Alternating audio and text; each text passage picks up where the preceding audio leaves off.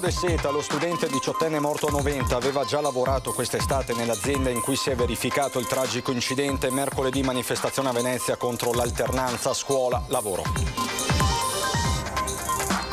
Non facevano pagare col bancomat, c'era chi applicava un sovrapprezzo per pagamento tramite POS, chi uno sconto a chi saldava in contanti. Le Fiamme Gialle hanno denunciato 20 esercenti.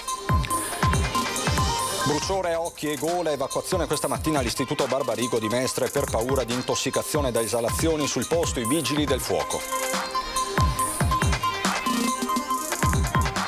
Paura per 3 giovani escursionisti di Santa Maria di Sala che sono stati recuperati a 2840 metri d'altezza, non avevano nemmeno le calzature adatte al tracciato. Sono iniziati i lavori di ristrutturazione con il bonus 110 nelle abitazioni di via Gavagnini in quartiere Pertini, un momento che si attendeva da tempo. E le nonne del comitato contro il degrado del viale San Marco a Mestre hanno inventato un kit per difendersi dall'incuria e dallo squallore di panchine marce e erba alta. Alle televisioni del gruppo Media Nord-Est è andato il premio Piave d'Argento per l'attività svolta per l'informazione e la promozione della montagna bellunese, la cerimonia a Cortina d'Ampezzo. Bentrovati, buonasera telespettatrici, telespettatori di Antenna 3. In primo piano per questa edizione veneziana dei nostri telegiornali ancora una volta la tragica morte di Giuliano De Seta, il diciottenne spirato venerdì in un'azienda di Noventa di Piave durante un'esperienza di alternanza scuola-lavoro. Una vicenda che ha suscitato profondo cordoglio ma anche un caldo dibattito politico e non solo. A tal proposito il nostro sondaggio di questa sera di Ring, diciottenne morto, abolire gli stage, come sempre la domanda è diretta. Se sì, gli stage vanno aboliti. 0422 1626 691, se no gli stage non vanno aboliti. 0422 1626 690. La chiamata come sempre è gratuita. L'esito questa sera a Ring in studio con il nostro vice direttore Ferdinando Avarino. E i funerali del giovane potrebbero tenersi già entro la fine della settimana. Mercoledì intanto a Venezia manifestazione degli studenti contro l'alternanza scuola-lavoro.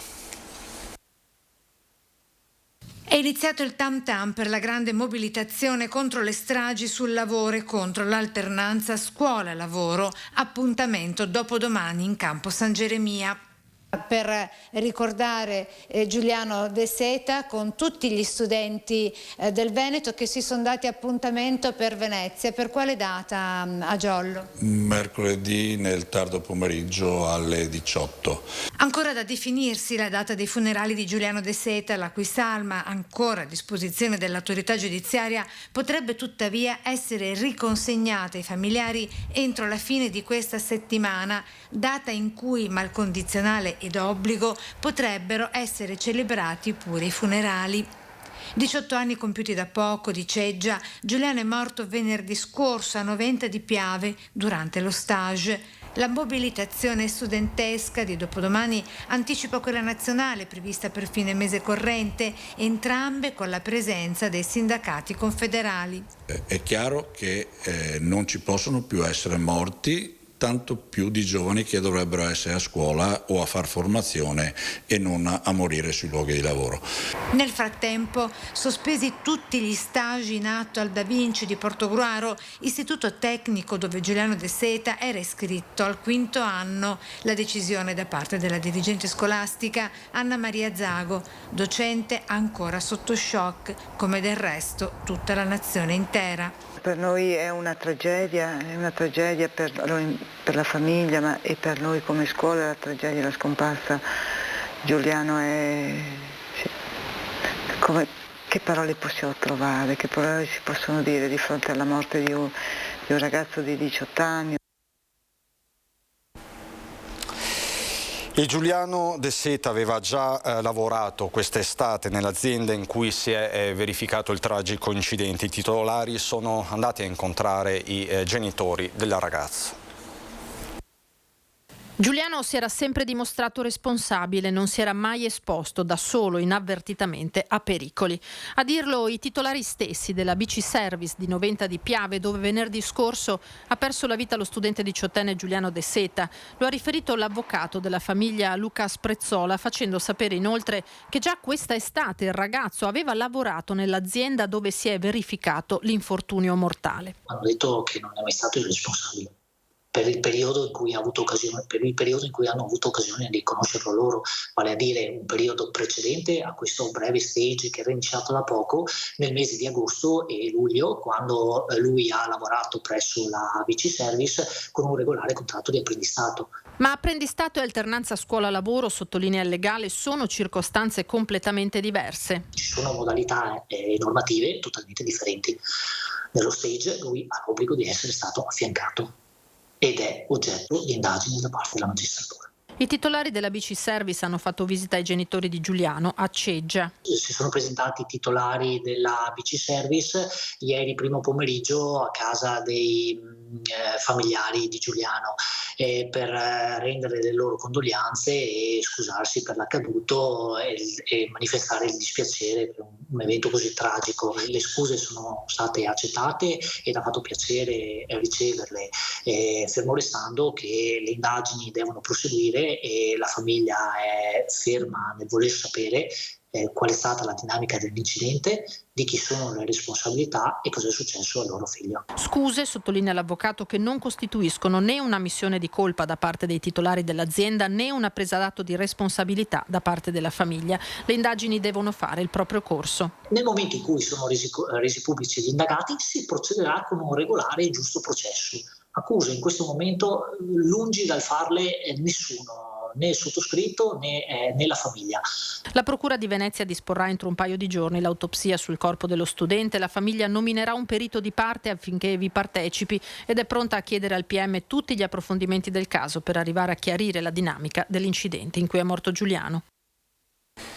La Guardia di Finanza di Venezia ha multato 20 esercenti in tutta la provincia perché rifiutavano il pagamento con bancomat o carta di credito, applicavano un sovrapprezzo per importi inferiori a una certa soglia. Tra bar, tabaccherie, ristoranti e palestre, solo per citarne alcune, c'era chi aveva anche continui problemi al POS o chi proprio non era in possesso del dispositivo. Le Fiamme Gialle hanno constatato il rifiuto dei commercianti ai quali sono state elevate le sanzioni previste dalla legge. I titolari di altre 5 attività invece sono stati inoltrati apposite segnalazioni all'autorità garante della concorrenza del mercato, 4 per aumento del prezzo dei prodotti acquistati se pagati a mezzo bancomat, un quinto poiché applicava uno sconto del 5% sul totale in caso di pagamento in contanti.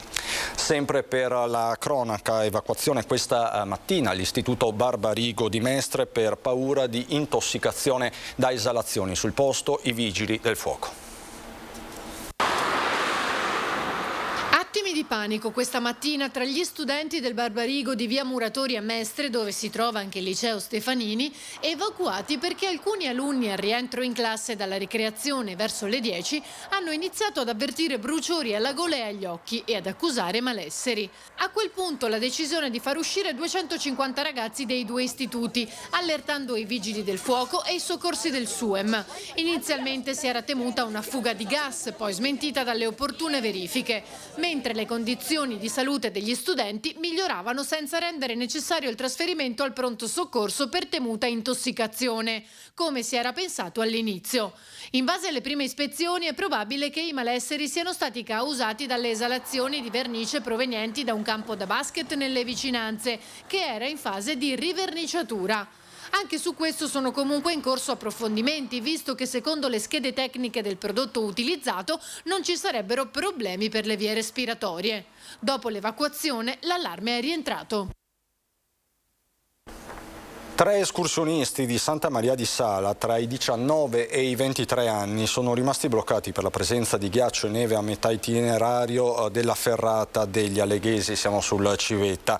I giovani non erano dotati di opportune calzature e attrezzature e si sono fermati su una cengetta a 2840 metri di quota. Vedete le immagini. Verso le 14 l'elicottero del SUEM di Pieve di Cadore è quindi volato sul Monte Civetta per soccorrere gli inesperti escursionisti escursionisti individuati dall'equipaggio seguendo le coordinate ricevute. Il pilota si è avvicinato alla parete e ha fatto sbarcare in overing il tecnico di elisoccorso, che ha raggiunto a piedi i ragazzi. Dopo averli spostati sul vicino spigolo per facilitarne il recupero, i 3 sono stati fatti salire dal soccorritore sempre con l'eliambulanza e sempre in overing, per essere poi trasportati al rifugio Coldai.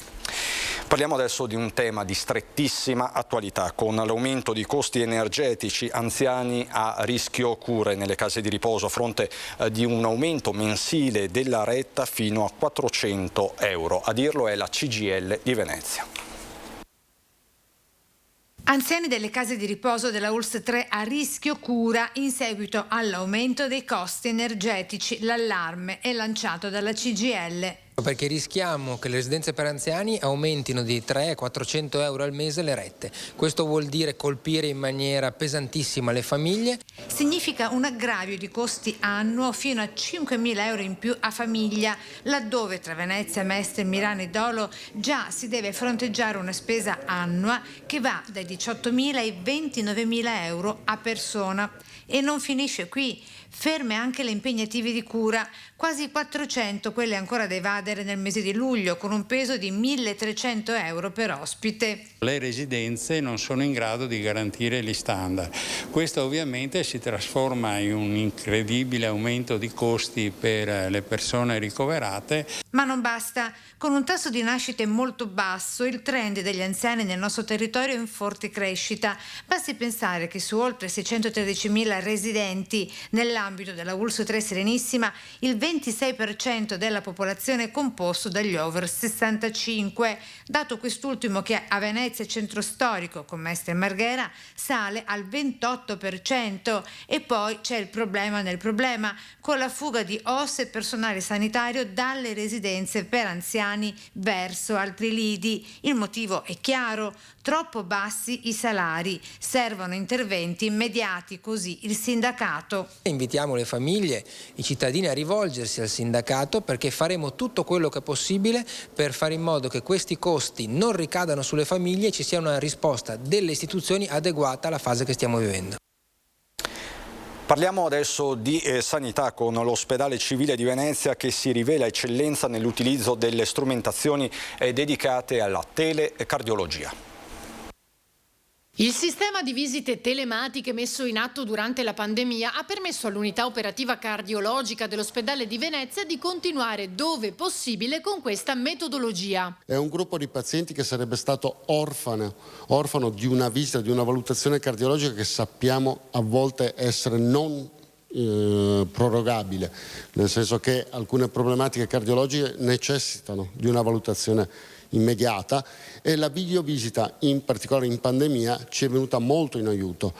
E quando è necessario, anche in presenza di una pandemia, noi abbiamo fatto afferire alla nostra unità operativa questi pazienti perché necessitavano del nostro intervento. Il sistema di videovisite si è rivelato particolarmente efficiente per i pazienti con scompenso cardiaco perché necessitano di controlli costanti. Con l'utilizzo di questi device che avete potuto ammirare, siamo in grado di monitorare a domicilio questi pazienti. Molti di questi parametri vitali sono sostanziali ed importantissimi per decidere la strategia terapeutica ed anticipare una crisi di scompenso cardiaco. Come nel caso di Marco, paziente 54enne che sistematicamente comunica l'andamento dei suoi valori, che poi vengono analizzati e, se ci fossero variazioni, approfonditi. Sarebbe facile dire bene. Invece devo dire che è ottimo, nel senso che oltre ad avermi rimesso in carreggiata mi trovo benissimo e soprattutto trovo una risoluzione a tante mie, come posso dire, situazioni un po' di handicap, ecco, chiamiamole pure così. C'è anche un aspetto, come dice, psicologico, il paziente si sente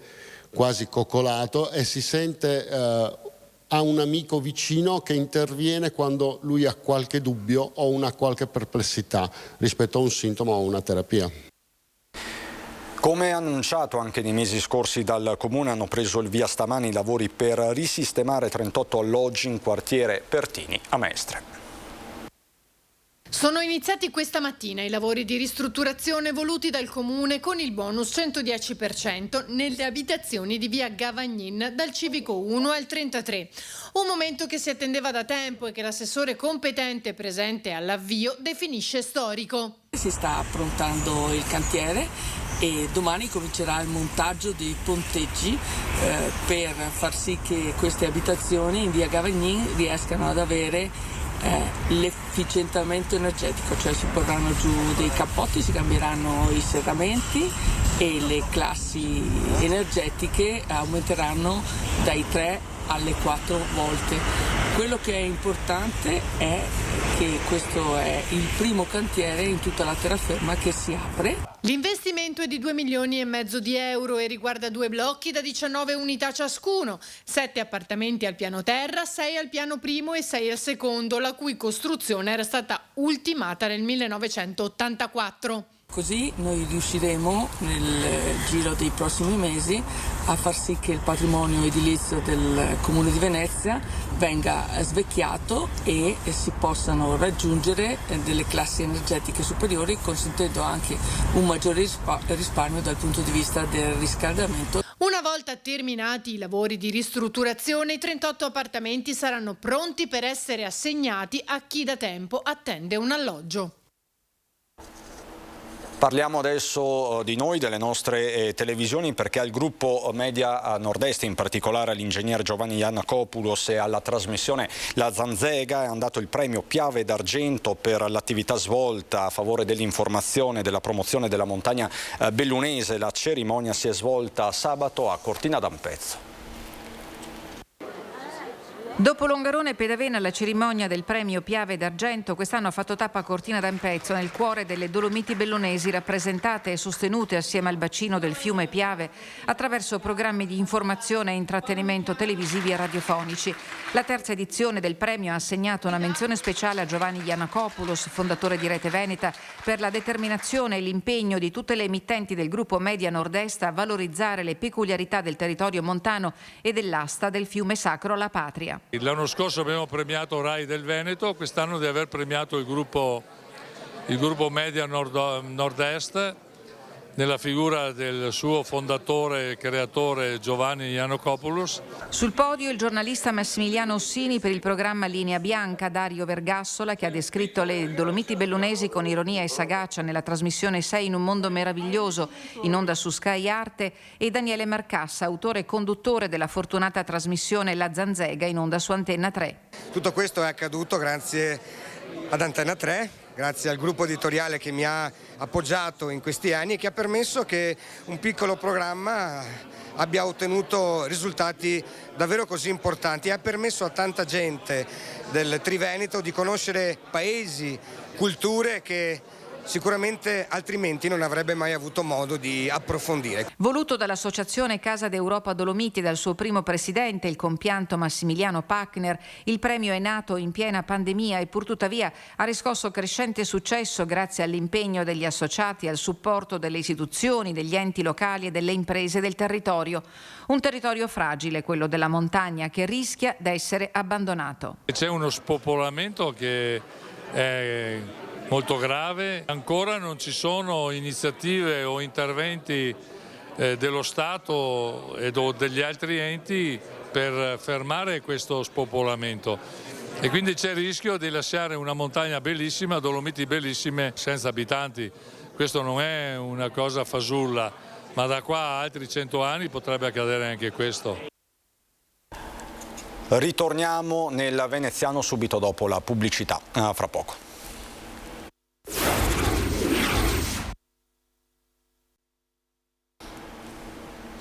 Di nuovo in diretta per parlare di edilizia popolare a Venezia, riprendere i lavori per non lasciare più nulla in sospeso e trovare soluzioni concrete per il problema degli alloggi sfitti a Venezia. Il presidente dell'Ater, Fabio Nordio, da una parte commenta la ripartenza dei lavori agli alloggi dell'edificio Siza in campo Marte alla Giudecca, avvenuta questa mattina, e dall'altra rivela il progetto a cui sta lavorando da mesi, la possibilità di creare un fondo immobiliare insieme a un istituto istituto bancario per il recupero e la ristrutturazione di circa 500 case veneziane di nostra proprietà.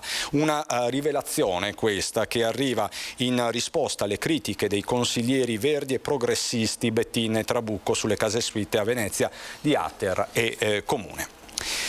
E andiamo adesso in terraferma a Mestre, vi parliamo di alcune nonne davvero speciali che sono state ribattezzate le nonne antidegrado. Pinza, spray anti-zanzare, anti-moschito e zampironi. E zampironi. Poi il kit per venire al parco. Prego? È il kit per venire al parco? Sì, proprio ci siamo organizzate, altrimenti non potremmo sederci. Eccole riunite sotto le frasche del mini giardinetto degradato e abbandonato da Comune Veritas. Sono le nonne del comitato contro il degrado del Viale San Marco a Mestre. Nonostante l'incuria, la negligenza, lo squallore e il pericolo, continuano caparbiamente a ritrovarsi in questa piccolissima lingua di verde per restare vicine ai loro amatissimi nipotini che studiano e giocano qui accanto a loro alla primaria Giacomo Leopardi.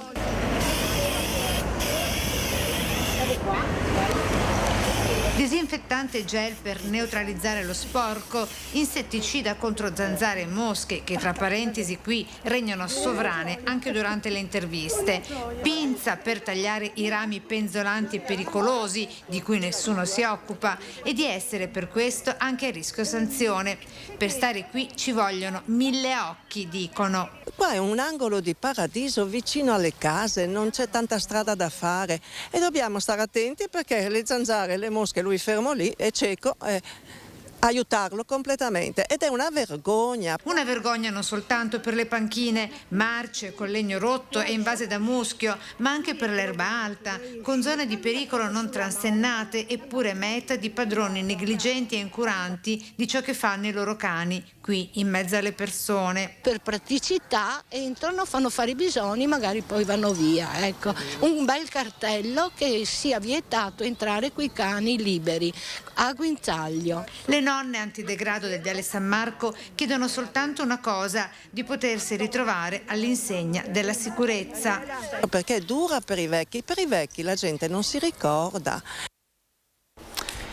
È tutto per questa edizione veneziana, anche per questa sera. Io vi ricordo in ultimissima battuta gli ospiti di Ring di Ferdinando Avarino questa sera in studio: Anna Zozza del Partito Democratico, Alberto Babà, Nazione Italia Viva, Barbara Guidolin del Movimento 5 Stelle, Roberto Marcato della Lega, Marco Bonet, giornalista collega del Corriere del Veneto. È tutto, grazie per l'attenzione, c'è il meteo, buona serata.